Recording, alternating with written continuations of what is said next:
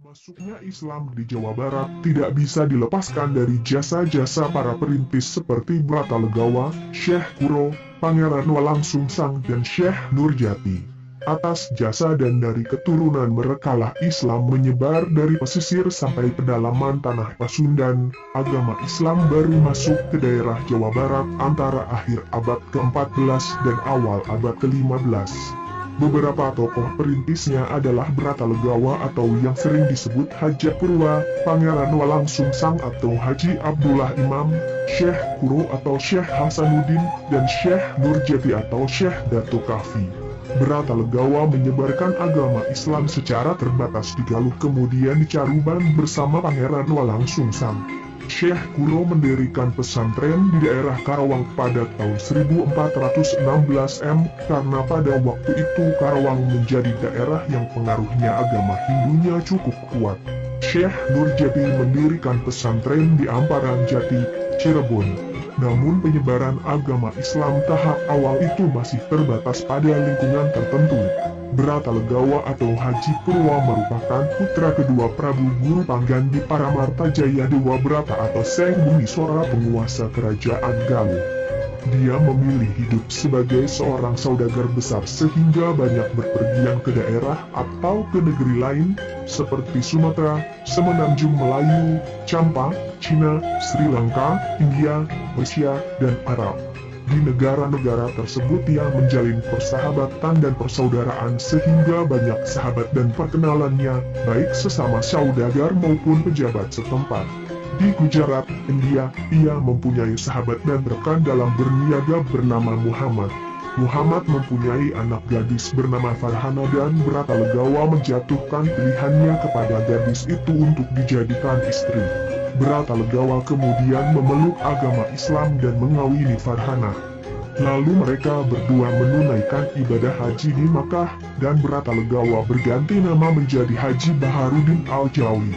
Ketika kembali ke Galuh, tempat asal Bratalegawa, mereka mengunjungi Ratu Banawati, adik bungsunya yang sudah menjadi istri salah seorang raja bawahan Galuh, dengan tujuan untuk membujuk ratu agar memeluk agama Islam. Usaha tersebut gagal.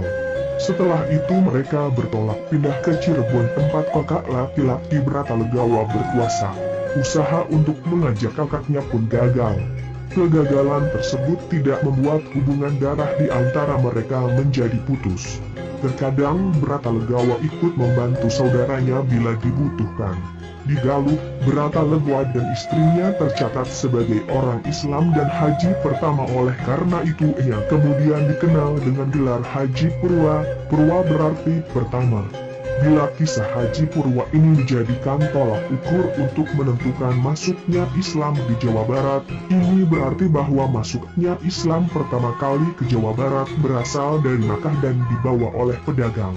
Lalu awal penyebaran agama Islam tidak hanya di pesisir saja, akan tetapi di pedalaman, walaupun penyebarannya tidak meluas di masyarakat. Pada tahun 1409 Kaisar Shangtu dari dinasti Ming memerintahkan Laksamana Sempodho untuk memimpin armada angkatan lautnya dan mengerahkan 63 buah kapal dengan prajurit yang berjumlah sekitar 27.800 orang untuk menjalin persahabatan dengan Kesultanan Islam.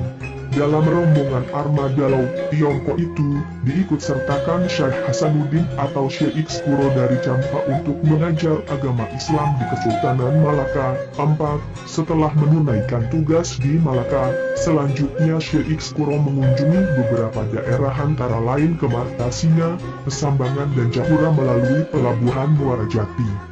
Kedatangannya disambut baik oleh Ki Gedang Tapa atau Ki Gedang Jumajan Jati yakni Syah Bandar Pelabuhan Muara Jati, Cirebon.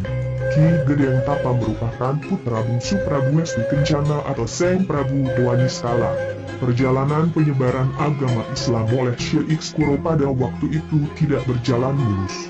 Raja Pajajaran yang bernama Anggalarang pada waktu itu melarang penyebaran agama Islam yang dilakukan Syekh Kuro.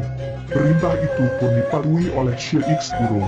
Atas kejadian pelarangan itu, ulama besar tersebut berpamitan kepada Ki Gedeng Tapa.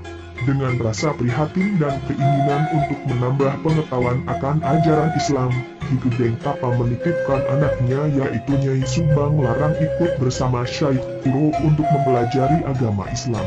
Beberapa lama kemudian Syekh Kuro berniat kembali ke daerah kerajaan Pajajaran untuk menyampaikan ajaran Islam dengan membawa serta beberapa santrinya dan Nyai Subang Larang.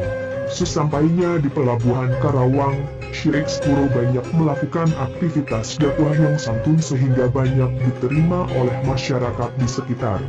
Berita tentang dakwah Syekh Kuro di Karawang ternyata sudah terdengar oleh Prabu Anggalarang. Sang Prabu pun melakukan tindakan pelarangan seperti yang dilakukan sebelumnya dengan mengirim utusan yang dipimpin oleh putra mahkota yang bernama Raden Pamanah Rasa atau yang terkenal dengan Prabu Siliwangi untuk menutup pesantren Syekh Kuro. Sesampainya di tempat Syekh Kuro, bukannya melarang kegiatan dakwah, sang putra mahkota justru tertambat hatinya oleh suara merdu pembacaan Al-Quran yang dikumandangkan Nyi Subang Larang. Akhirnya Prabu Siliwangi mengurungkan niatnya untuk menutup pesantren Syekh Kuro. Jempol, subscribe, dan tanda loncengnya agar tidak